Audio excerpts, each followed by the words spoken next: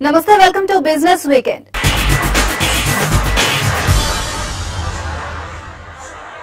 Goods and services tax bill వచ్చే వారం రాజ్యసభలో చర్చకు రాబోతోంది.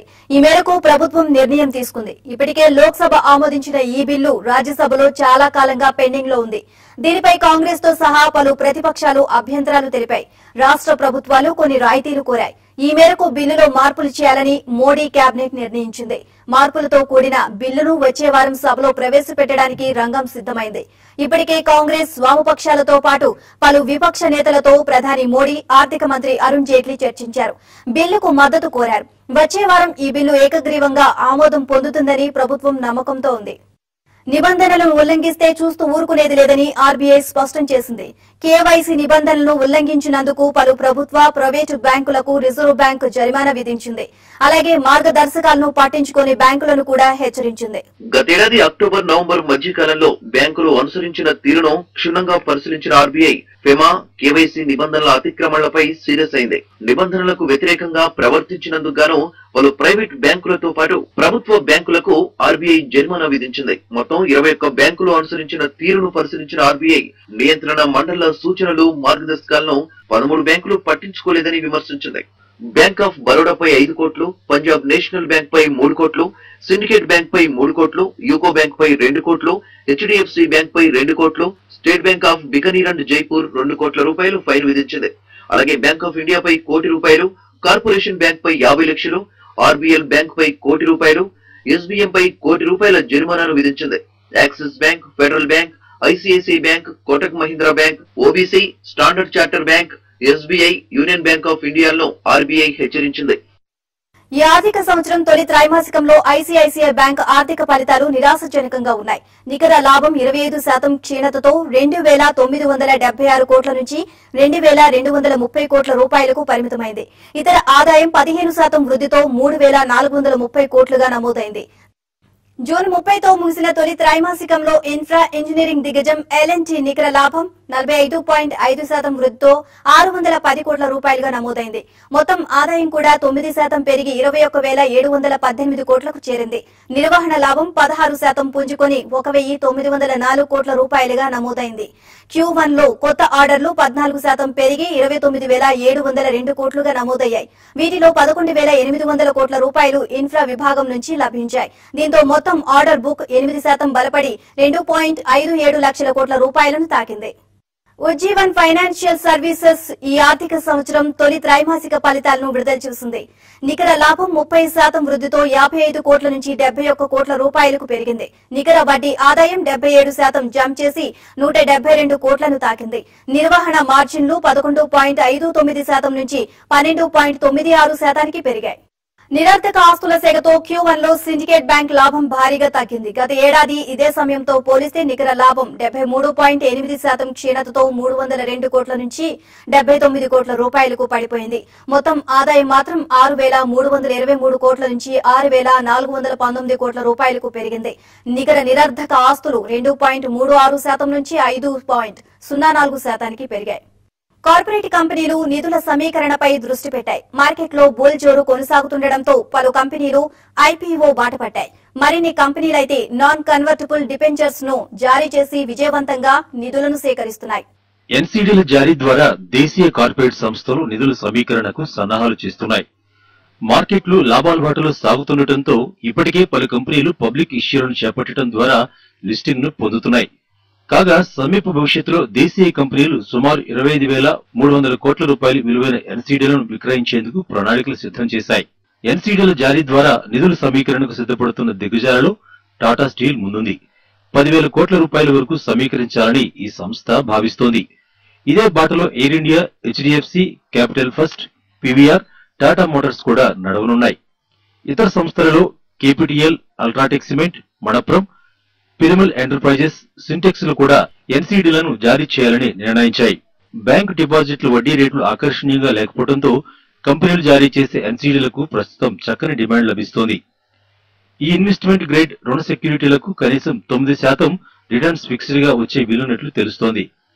కొన్ని సంస్థలు జారీ చేసే ఎన్సీడీలకైతే ఇంతకంటే అధికంగానే రిటర్న్స్ వచ్చే ఛాన్స్ ఉందని మార్కెట్ వర్గాలు చెబుతున్నాయి. ప్రస్తుతం ఫిక్స్డ్ డిపాజిట్లపై సగటున 7.25% వడ్డీని బ్యాంకులు చెల్లిస్తున్నాయి. ఈక్విటీలుగా మార్పు చేసుకునేందుకు వీలులేని పరిస్థితి ఉన్నప్పటికీ వడ్డీ రేటు అధికంగా వస్తుండటంతో ఇన్వెస్టర్లు ఎన్సీడీలపై ఆసక్తి చూపుతున్నారు. దీంతో ఇటీవల వచ్చిన M&M ఫైనాన్స్, ADLB's ఇష్యూలకు మంచి స్పందన లభించింది కూడా.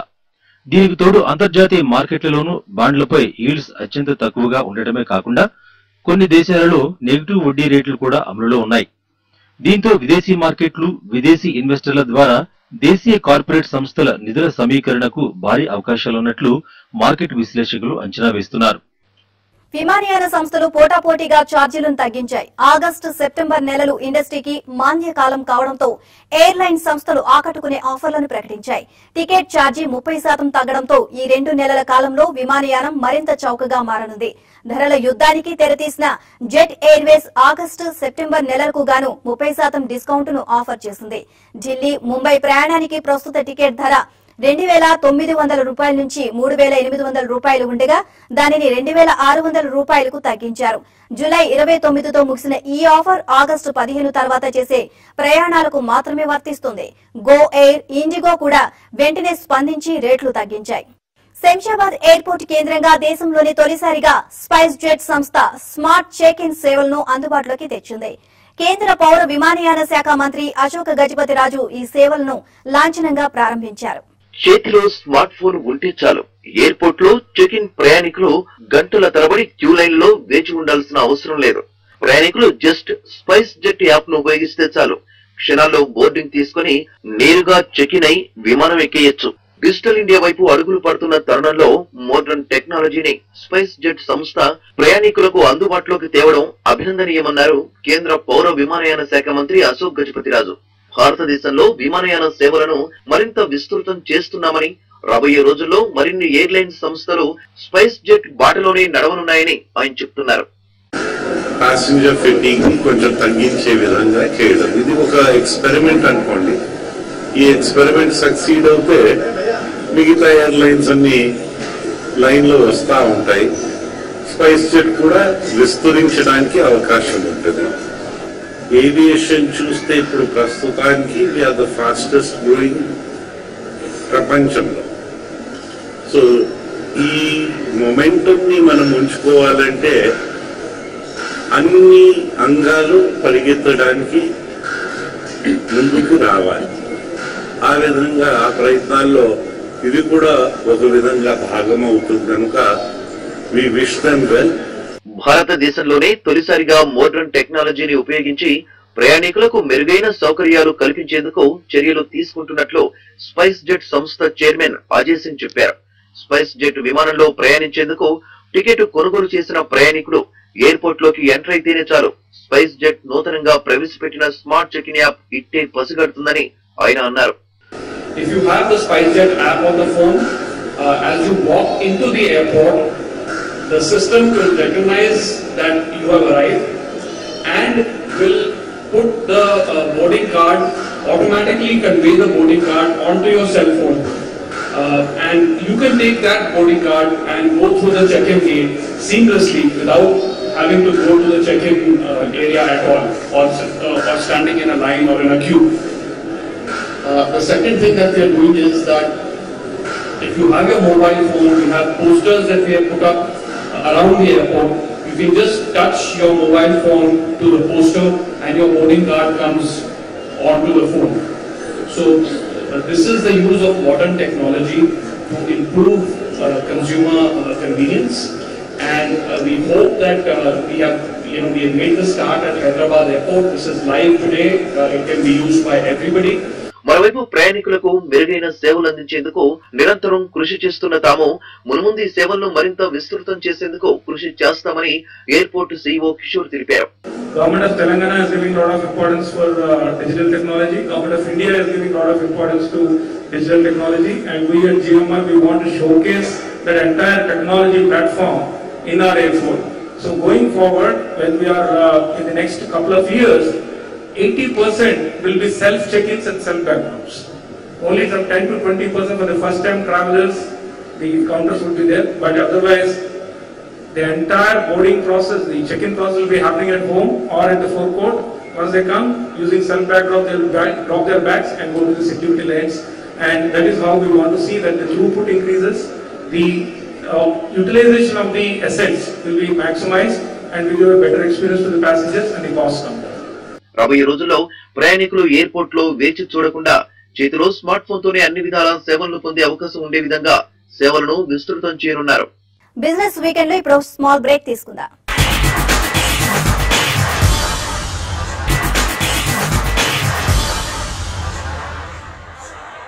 Welcome back to business weekend.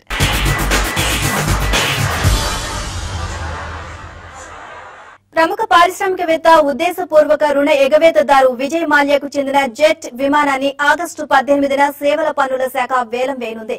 గతంలో ఈ విమానాన్ని వేలం వేయడానికి 152 కోట్ల రూపాయలు రిజర్వ్ ధరను నిర్ణయించగా బిడ్లు మాత్రం రిజర్వ్ ధరలో 1% కన్నా తక్కువగా అంటే 1.09 కోట్ల రూపాయలకు దాఖలయ్యాయి. దీంతో ఆ వేలాన్ని రద్దు చేసిన సేవల పన్ను విభాగం మళ్లీ వేలాన్ని నిర్వహించాలని నిర్ణయించింది. ఈ దఫా వేలానికి రిజర్వ్ ధరను తగ్గించే ఛాన్స్ ఉందని సమాచారం. దేశవ్యాప్తంగా బ్యాంకు ఉద్యోగులు శుక్రవారం సమ్మె చేశారు. ఎస్బీఐలో 5 అనుబంధ బ్యాంకుల విలీనాన్ని వ్యతిరేకిస్తూ United forum of banks union సమ్మెకు పిలుపునిచ్చింది. ఒకరోజు సమ్మె వల్ల దాదాపు 15,000 కోట్ల రూపాయల లావాదేవీలపై ప్రభావం పడినట్లు తెలుస్తోంది. ఆంధ్రప్రదేశ్, తెలంగాణలో ప్రభుత్వ రంగ బ్యాంకులకు చెందిన దాదాపు 4,000 శాఖల్లో లావాదేవీలకు అంతరాయం ఏర్పడింది. ఎల్వి ప్రసాద్ ఐ ఆసుపత్రికి స్టేట్ బ్యాంక్ ఆఫ్ ఇండియా 1.15 కోట్ల రూపాయల విరాళాన్ని ప్రకటించింది. తన కార్పొరేట్ సోషల్ రెస్పాన్సిబిలిటీలో భాగంగా ఖరీదైన పరికరాలను SBI chairman Arundhati Bhattacharya LV Prasad యాజమాన్యానికి అందించారు.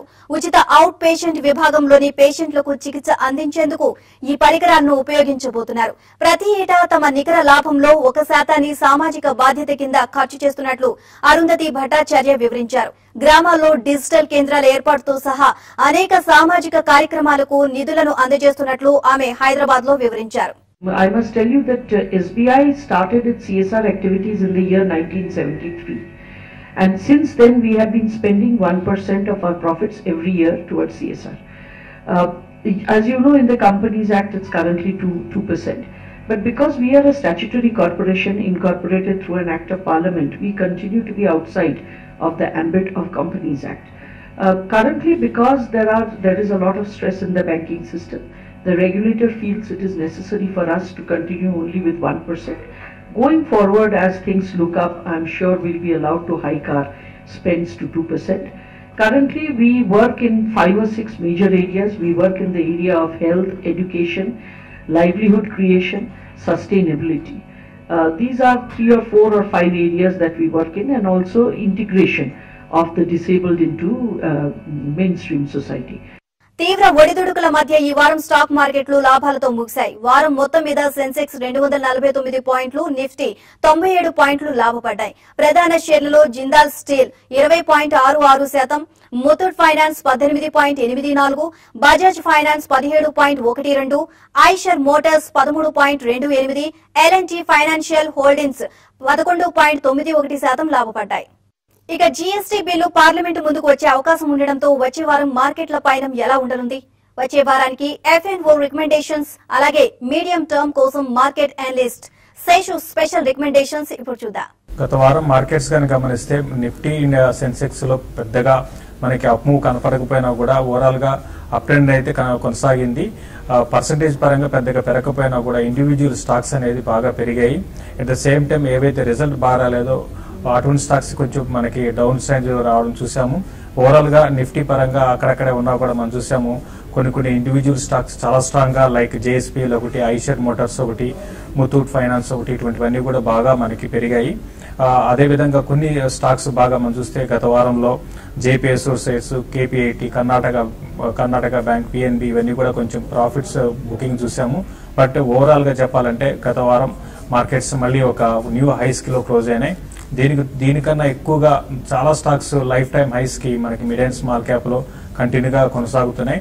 Mid and small cap indices అయితే మాత్రం రెండు కూడా లైఫ్ టైమ్ హైస్ లో ఉన్నాయి. బట్ నిఫ్టీ సెన్సెక్స్ మాత్రం 52 వీక్ హైలో కొనసాగుతున్నాయి.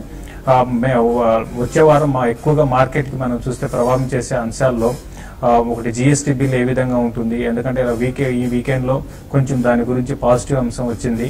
తర్వాత వచ్చే వారంలో జిఎస్టీ బిల్లు పాస్ అవుతుందా దాని గురించి డిస్కషన్స్ ఉంటాయి, అదొకటి. తర్వాత గ్లోబల్ మార్కెట్స్ యాజ్ యూజువల్ గా మనకి ప్రతి వారం చెప్పుకుంటూనే ఉంటాం, గ్లోబల్ మార్కెట్స్ ట్రెండ్ ఒకటి.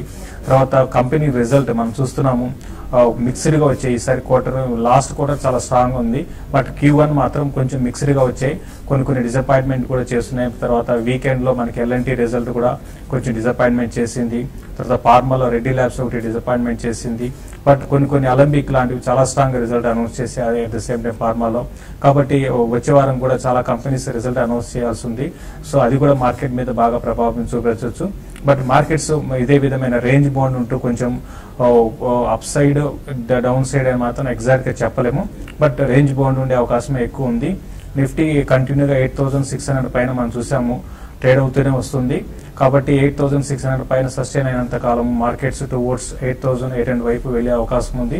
ఇక్కడ డౌన్ సైడ్ గాని చూసుకుంటే ఒకవేళ 8,600 కానీ మనకి కట్ అయిందంటే కొంచెం నిఫ్టీలో వీక్నెస్ షార్ట్ టర్మ్ మాత్రం అప్ ట్రెండ్ ఆగిపోయిందని చెప్పొచ్చు.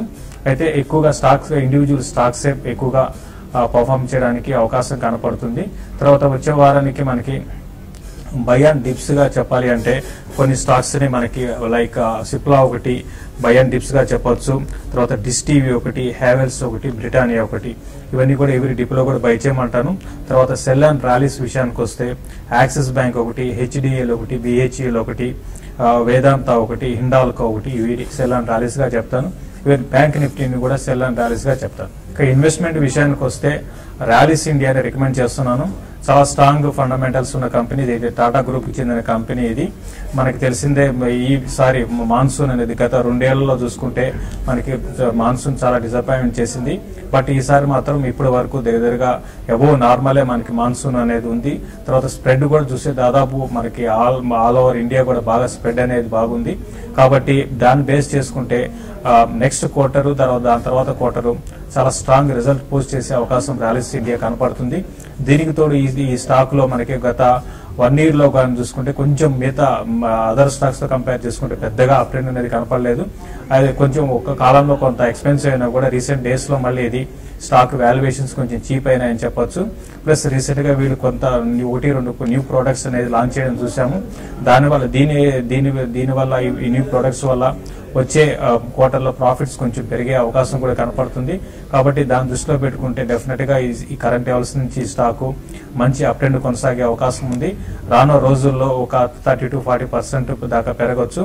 ప్రస్తుతం ఈ స్టాక్ ని ఎవరీ డిప్ లో కూడా బై చేసుకోమని సజెస్ట్ చేస్తాను.